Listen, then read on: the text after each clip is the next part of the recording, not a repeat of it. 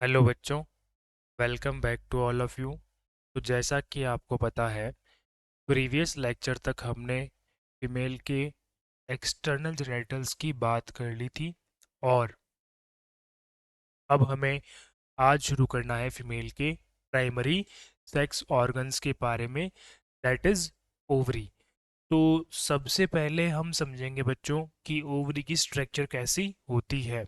ठीक है, तो हमने सबसे पहले स्टार्टिंग करनी है about the structure of ovary. तो देखो बच्चों, ये जो हम डायग्राम ड्रॉ कर रहे हैं, ये है ओवरी की स्ट्रक्चर।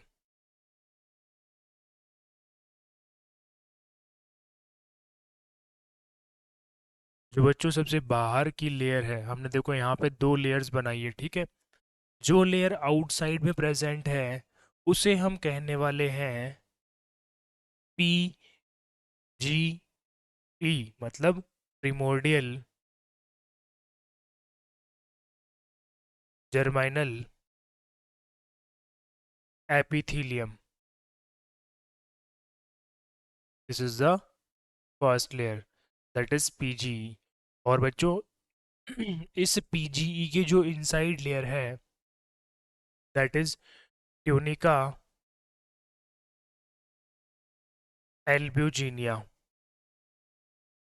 तो यहाँ हमने दो लेयर की बात की। जो सबसे पहली लेयर है आउटसाइड की, वो तो है बच्चों पीजीई, और जो इसके इनसाइड है दैट इज ट्यूनिका एल्ब्यूजिनिया।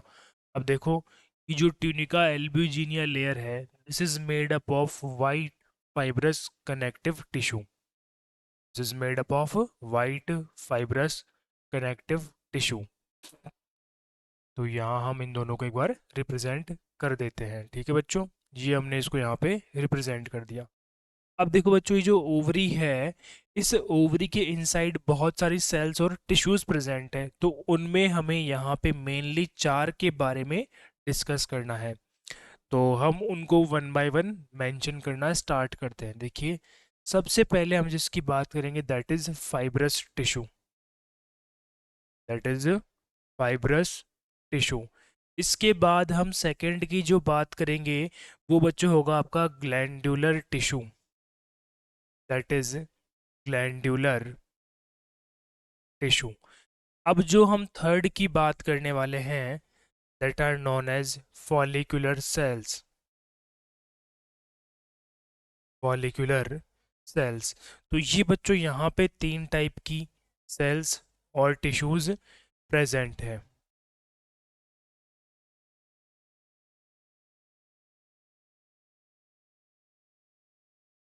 तो जैसा कि हमने यहाँ देख लिया, यहाँ बच्चों क्या है, तीन टाइप की सेल्स और टिश्यू प्रेजेंट है। The first one that is fibrous tissue, second one that is glandular tissue, third one that is follicular cells. अब हम चलते हैं इससे थोड़ा आगे। तो देखना बच्चों,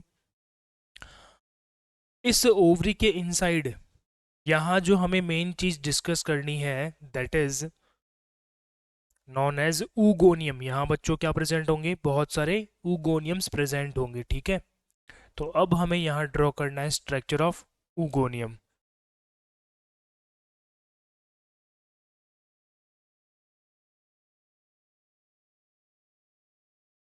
अब हमें यहाँ ड्रॉ करना है बच्चों ऊगोनियम। ठीक है, और ये जो ऊगोनियम है बच्चों, इसका लेवल ऑफ फ्लूइडी होने वाला है 2n। This is of 2n। तो ये बच्चों इसको हमने कह दिया क्या, ऊगोनियम। तो ये बच्चों यहाँ बहुत सारे होंगे नंबर में ना। ये अप्रोक्सीमेशन 4 लाख होते हैं eight the time of birth, दोनों ओवरीज में मिला के, राइट और लेफ्ट में। इनका अप्रोक्स नंबर होता है 4 लाख के आसपास। ठीक है, तो दीज आर द ऊगोनियम्स। ठीक है बच्चों, इनको हमने कह दिया oogonium. So these are known as oogonium. तो ये बच्चों हमने देख लिया हमारे ओवरी की स्ट्रक्चर।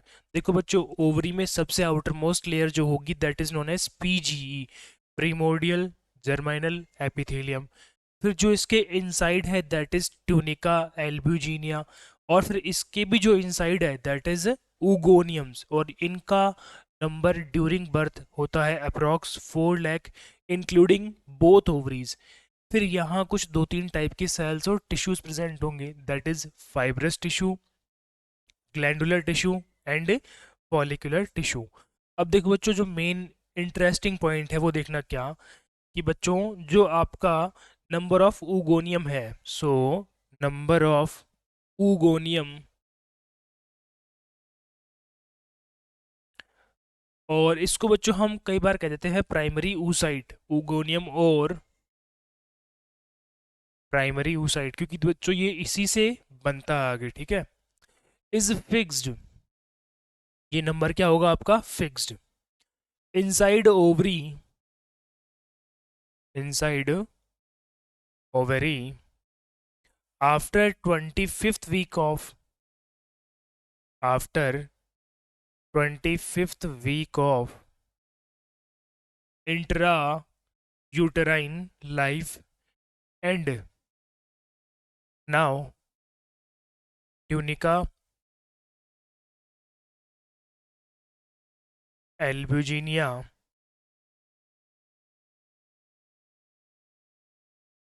doesn't allow,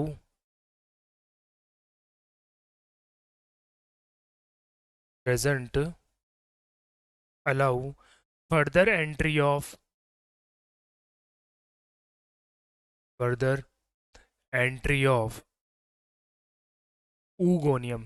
देखो बच्चों इसका मतलब क्या है, इसके लिए मैं आपको फिर से लेके चलता हूँ बैक स्लाइड पे। देखना बच्चों, ये जो पीजीई है, इस पीजीई में जब क्या होता है बच्चों, माइटोसिस होगा, जब यहाँ डिविजन्स होंगे तो आपका बनने वाला है ऊगोनियम। तो आपका क्या बनेगा, ऊगोनियम बनता है, ठीक है। तो सर हमने ये सीखा कि जो हमारा पीजीई है उसमें जब डिविजन्स होंगे वो भी कौन से वाले, माइटोसिस होंगे, तो बनने वाला है आपका ऊगोनियम। और यहाँ जो इसके बाद में लेयर है, दैट इज ट्यूनिका एल्ब्यूजिनिया। बच्चों ये क्या करती है, ये लेयर पीजीई के इनसाइड है, that is made up of white fibrous connective tissue. और जैसे ही एक बार ये देखो, मान लो ये अपना पीजीई लेयर है, और इसके इनसाइड ये मान लो बच्चों हमारी कौन सी लेयर है, ट्यूनिका एल्ब्यूजिनिया। तो जैसे ही इस पीजीई ने ऊगोनियम को बना बना के अंदर भेजा, ठीक है, उस वक्त तो ये लेयर नहीं थी, सेकेंड लेयर ट्यूनिक एल्ब्यूजिनिया।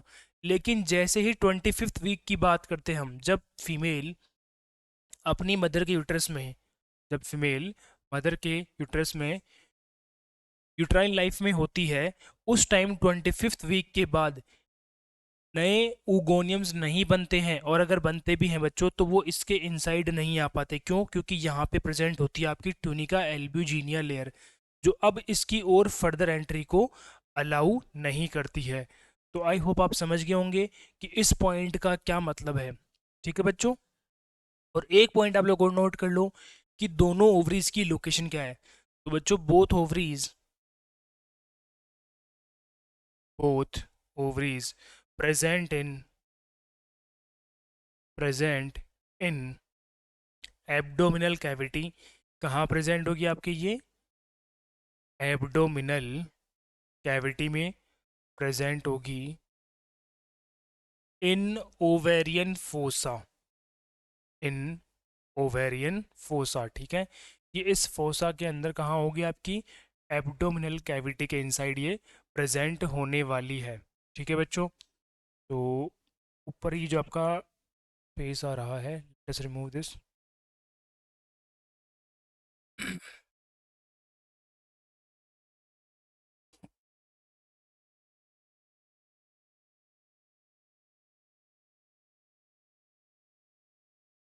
एक सेकंड बच्चों,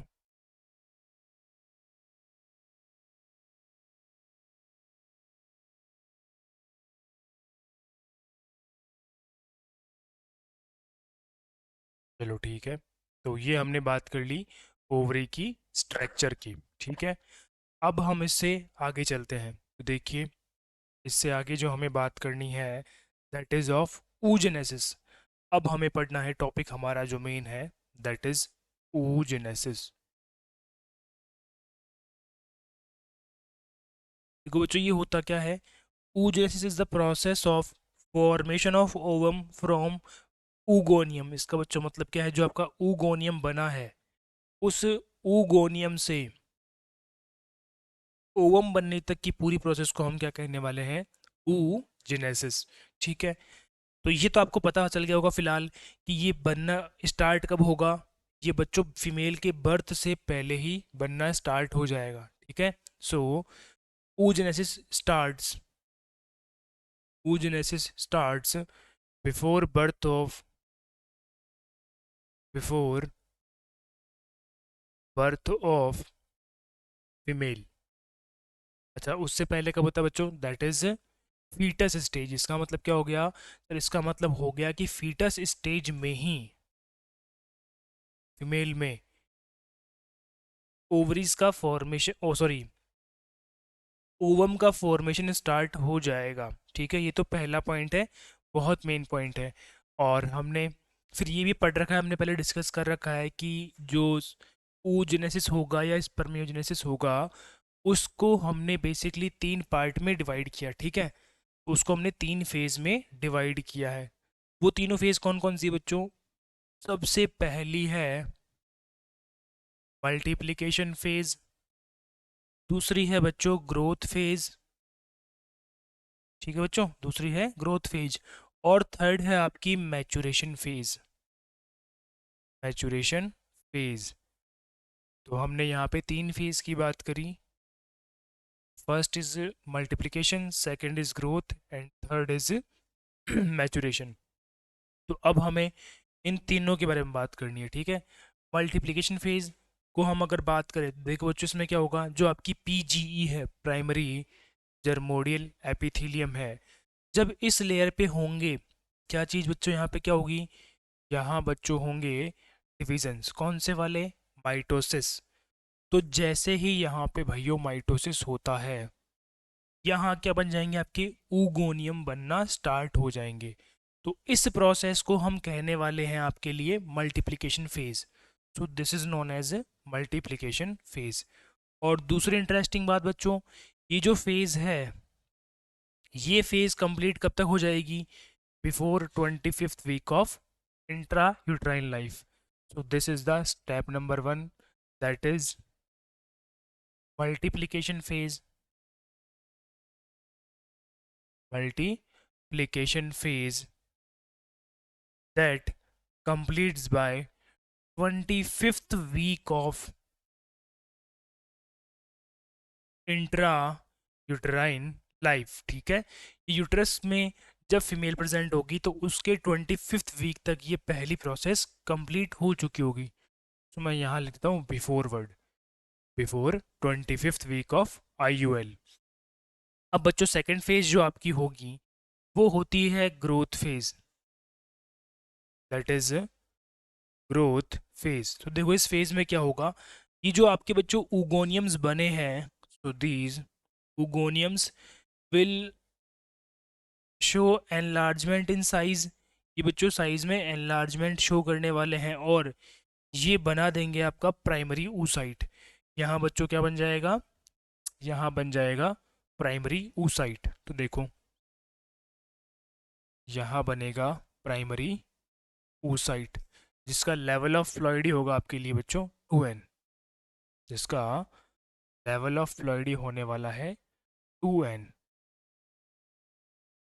this is the primary oocyte।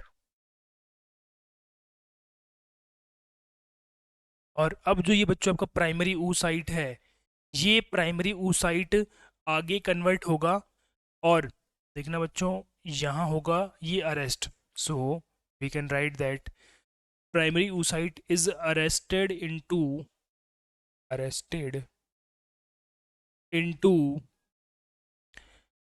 देखो बच्चों, जब हम लोग सेल डिवीजन पढ़ेंगे चैप्टर, तो वहाँ हम लोग ये डिस्कस करेंगे कि सर जो सेल डिवीजन होता है उसमें बहुत सारे फेजेस होते हैं, मियोसिस माइटोसिस के बहुत सारे फेजेस होते हैं।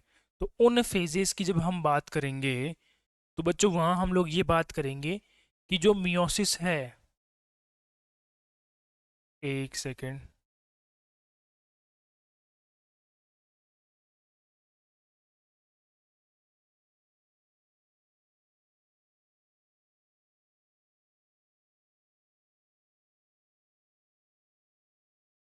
अब ठीक है ना, अब थोड़ा और क्लियर विजिबल होगा।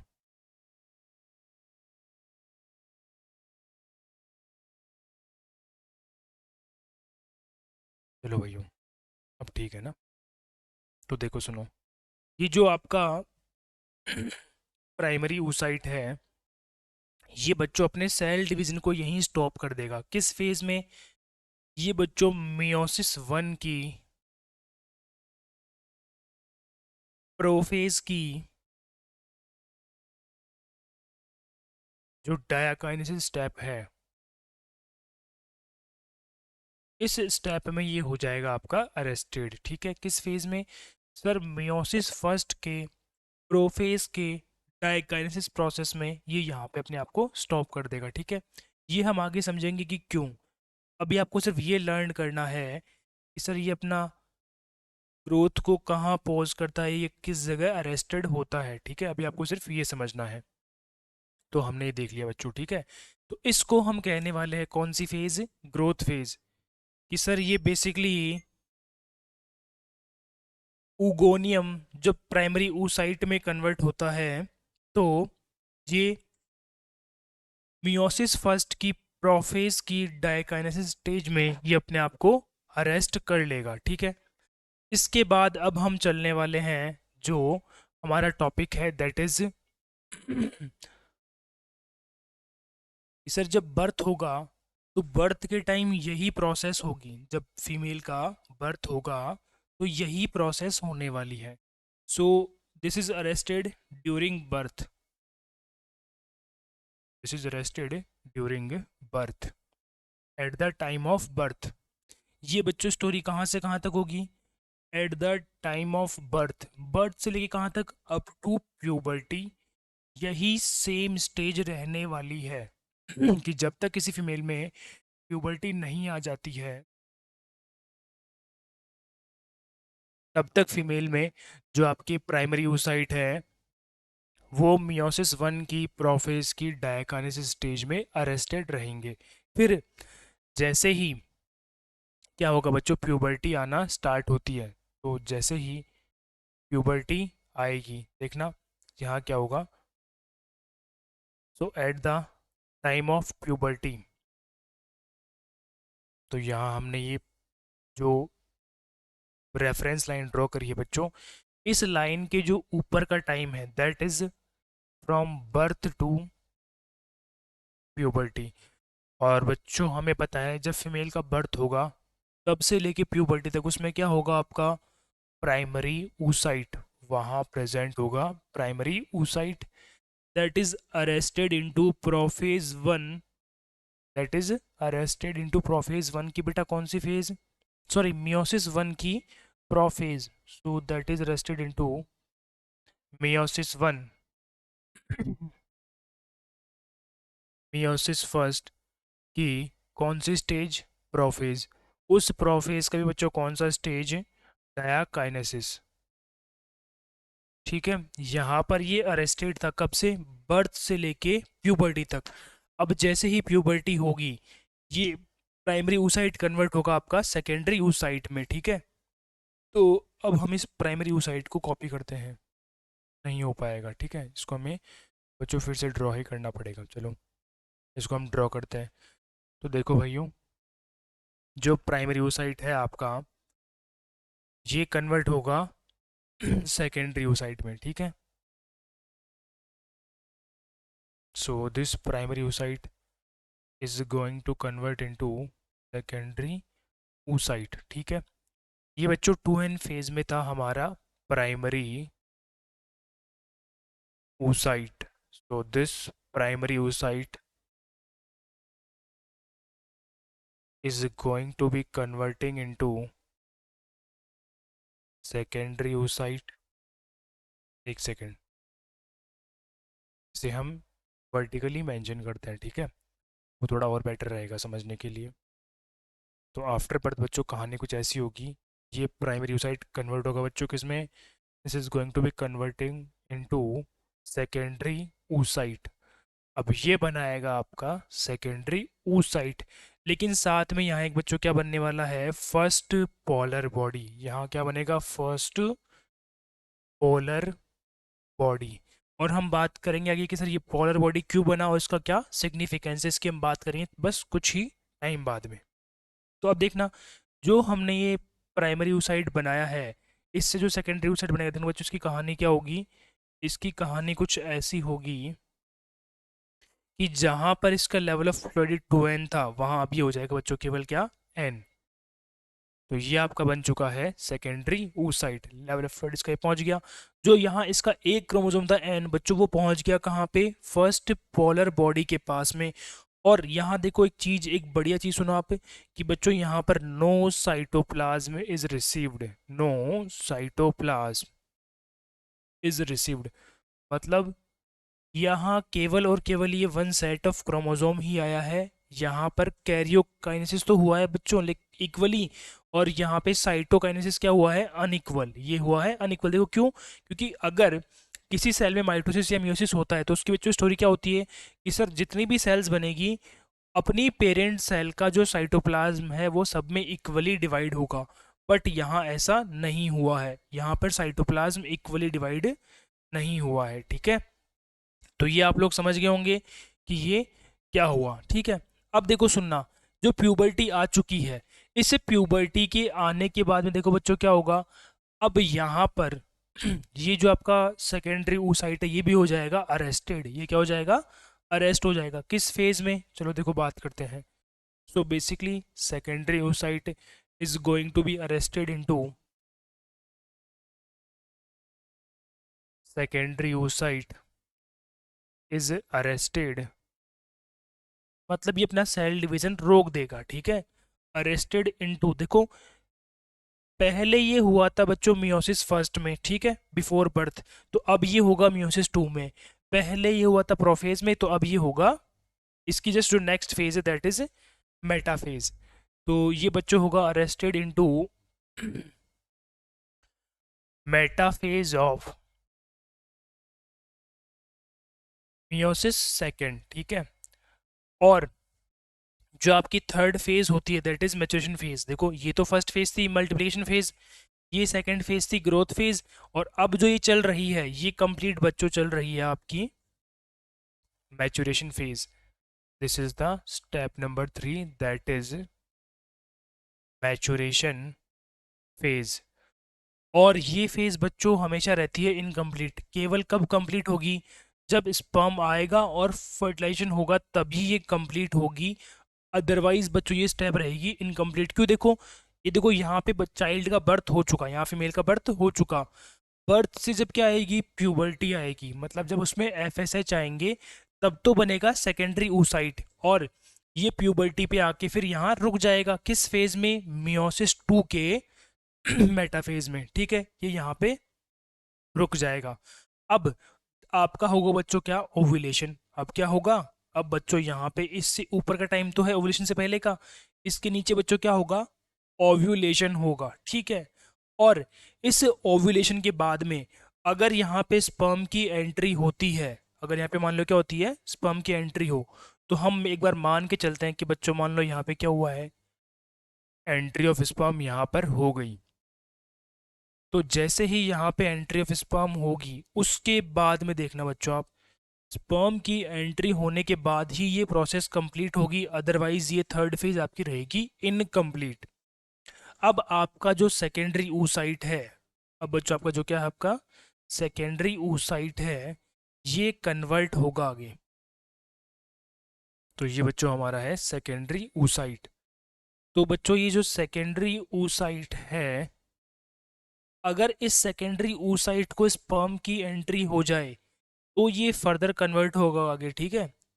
और ये कन्वर्ट होगा दो स्ट्रक्चर में, एक तो बच्चों बनाएगा ये क्या आपका ओवम, और एक ये बनाएगा सेकेंड पोलर बॉडी। क्या बनाएगा बच्चों, सेकेंड पोलर बॉडी। और अब देखना, ये जो यहाँ पर आपका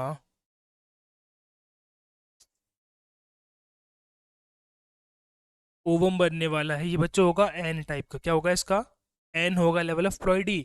और यहाँ जो सेकेंड पोलर बॉडी बनी बच्चों, इसका भी क्या होगा, level of फ्लॉइडी N.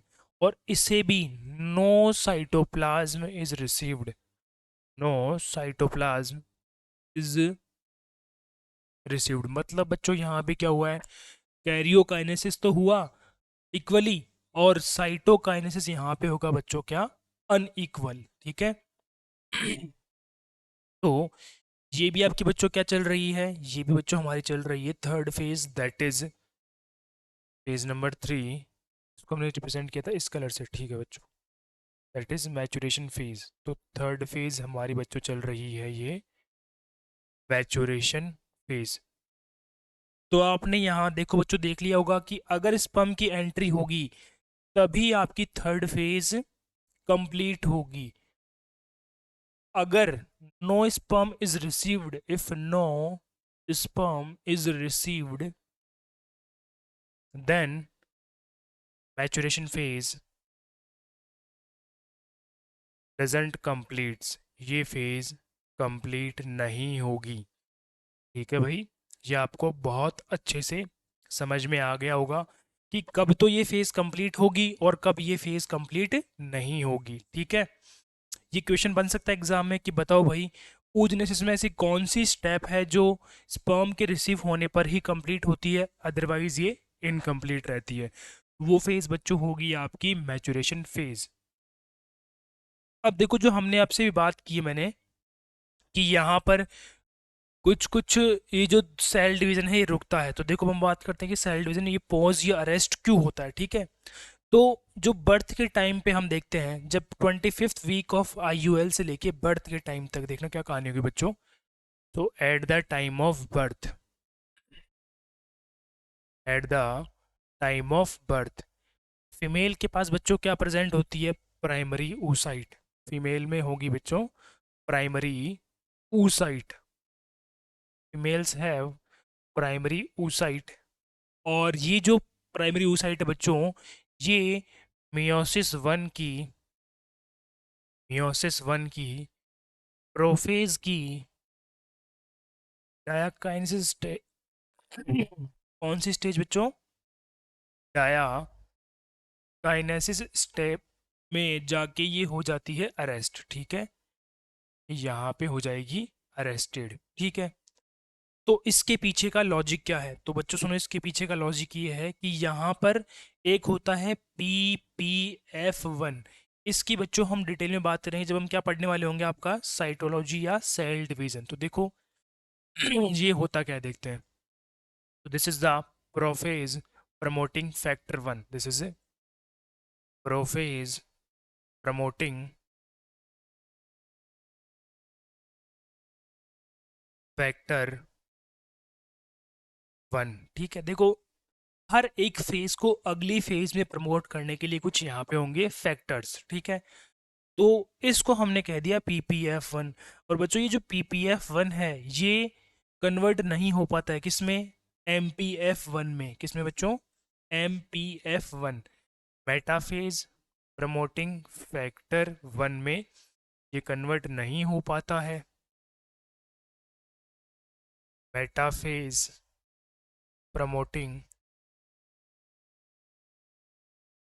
Factor first, ये इसमें कन्वर्ट नहीं हो पाएगा। और अगर ये इसमें कन्वर्ट नहीं होगा तो बच्चों ये यहीं पे अरेस्टेड हो जाएगा, ये यहाँ पर ही अरेस्ट हो जाएगा। तो this is known as the कि सर ये अरेस्टमेंट, ये इसमें अरेस्ट क्यों हुआ। So PPF1 can't convert into MPF1। ठीक है।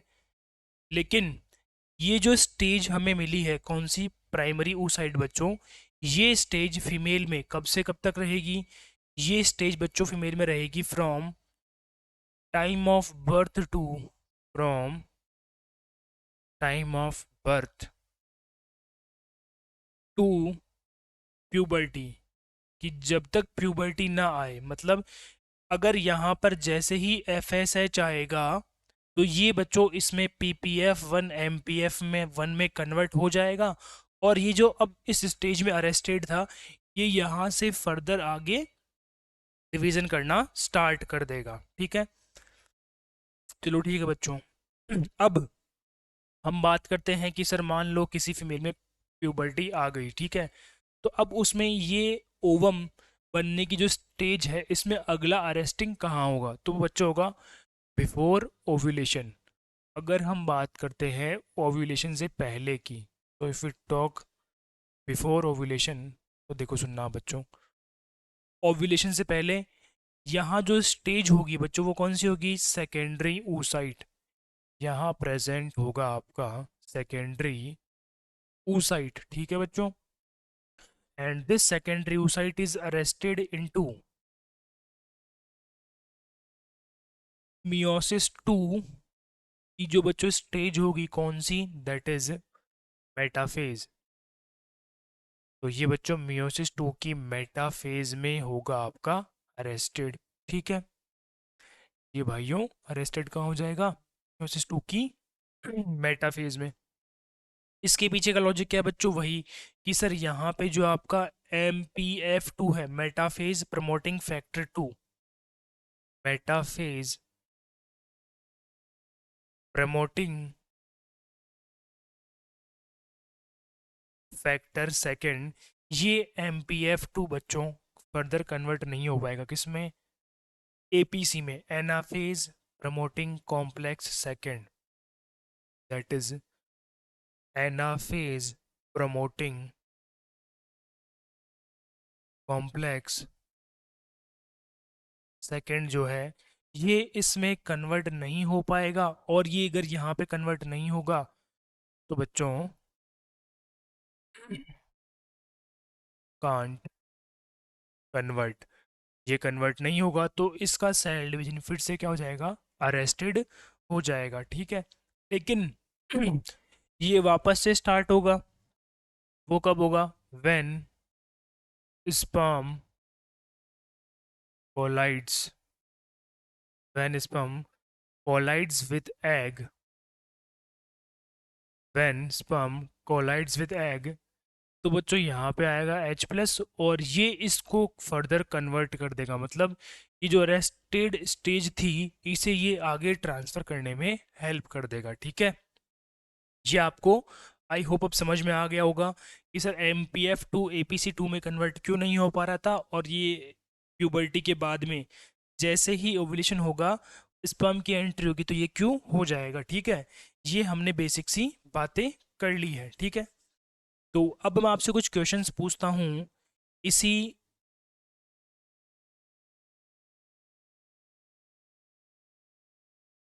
oogenesis से रिलेटेड, ठीक है बच्चों। तो देखो पहला फैक्ट हम देखते हैं, जब हमने पढ़ा था बच्चों, देखो जरा पीछे आओ, come back to the previous slide. देखो बच्चों, जब प्राइमरी oocyte सेकेंडरी oocyte में कन्वर्ट होता है, तो देखना बच्चों यहाँ पे क्या होता है? कैरियोकाइनेसिस और साइटोकाइनेसिस, ठीक है।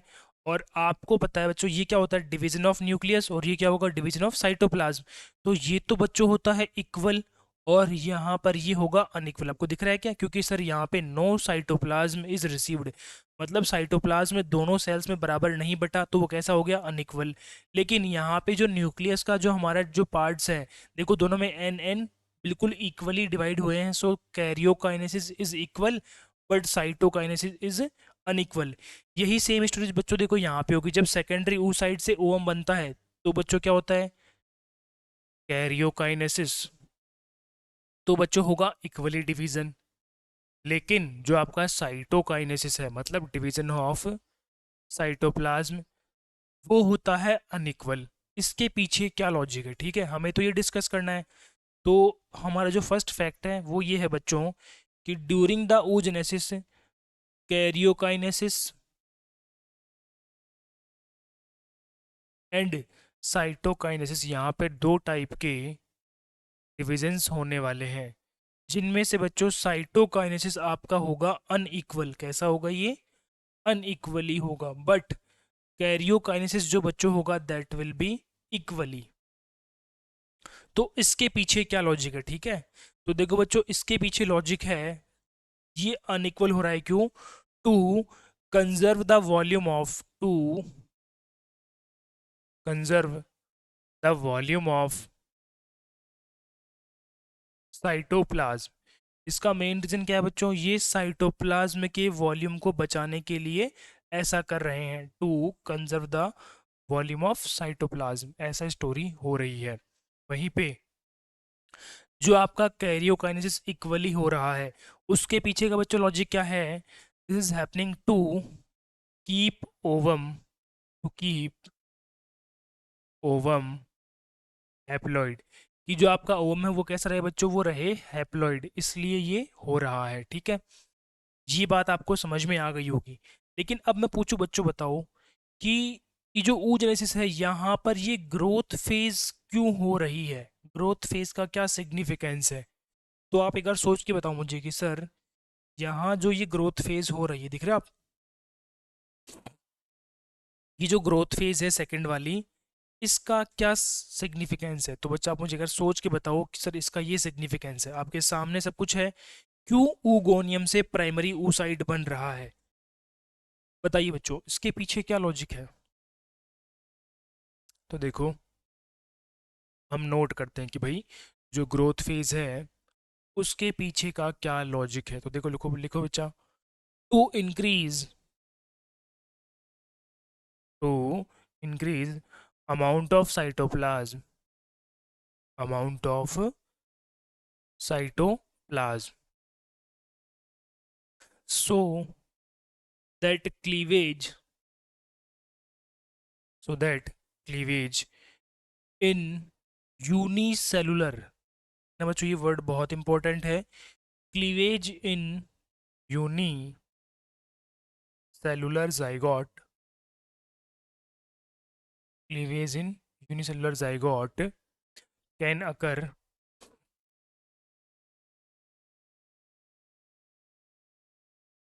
occur and convert it into multicellular, convert it into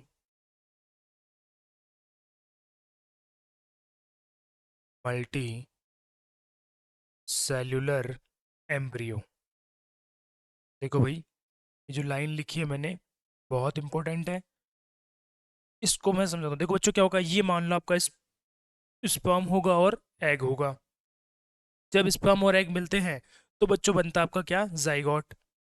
तो यहाँ बनने वाला है आपका बच्चों जाइगोट। ठीक है, और ये जाइगोट जो है वो कैसा होता है बच्चों, दैट इज यूनिसेलुलर।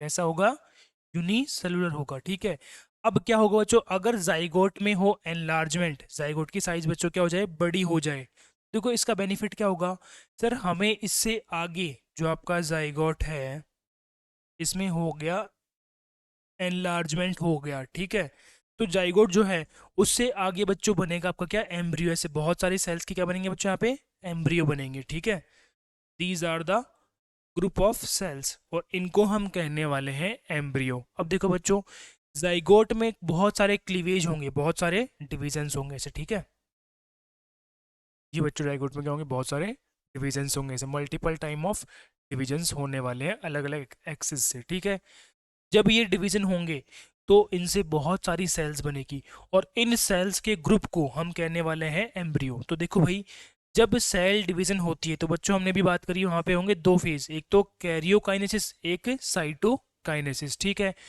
और भाई अगर ये जाइगोट जो है, जाइगोट में अगर साइटोप्लाज्म को हम इंक्रीज कर दें तो क्या होगा बच्चों, जो आपकी नई सेल्स बनने वाली है एम्ब्रियो, जो कैसा होगा, मल्टी सेलुलर। इस एम्ब्रियो को साइटोप्लाज्म ज़्यादा चाहिए, क्यों बच्चों, क्योंकि एक से बहुत सारी सेल्स बनेगी, तो इन एम्ब्रियो में एनफ अमाउंट में साइटोप्लाज्म पहुंच सके, इसलिए ग्रोथ फेज होती है। ठीक है, आप अब समझ गए होंगे कि इसका लॉजिक क्या है, कि भाई अगर यहाँ पे साइटोप्लाज्म का अमाउंट बढ़ेगा ना, तो जो आपका एम्ब्रियो बनने वाला है उसमें भी साइटोप्लाज्म आराम से डिवाइड हो पाएगा। ठीक है, चलो बच्चों, अब आपसे एक चीज और पूछता हूँ। देखो कि सर यहाँ आपने बनाए थे बार बार क्या, पोलर बॉडीज, तो सर इसका क्या सिग्निफिकेंस है, what is the significance of polar bodies, ये क्यों बनने वाली है? ठीक है, तो इसका बच्चों सिंपल सा आंसर है, to get rid of extra set of chromosome, extra set of chromosome, कि सर जो एक्स्ट्रा क्रोमोसोम है हमें उसको बाहर निकालना है, तो हम कैसे निकाल देंगे?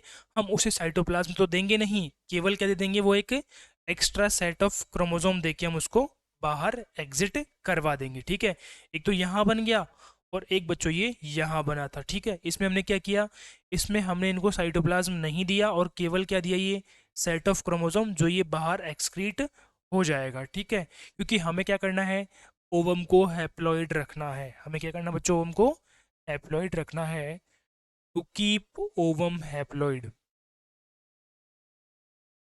ओवम के प्लॉइडी लेवल को मेंटेन रखना है इसलिए। ठीक है बच्चों, तो ये हमने बात की आज ऊजेनेसिस की बेसिक सी बात। और अगले लेक्चर में हम बात करेंगे कि सर ये जो ऊगोनियम से जो प्राइमरी oocyte बन चुका है, इसमें कैसे कैसे चेंजेस हो गए, ये फाइनली ओवम को बनाने वाले हैं। ठीक है, ये तो हमने बात करी डिविजन्स की, अब हम बात करेंगे इसमें क्या क्या चेंजेस होने वाले हैं। ठीक है बच्चों, तो आज के लिए इतना काफ़ी है, बाकी हम बात करेंगे नेक्स्ट लेक्चर में। Thank you very much.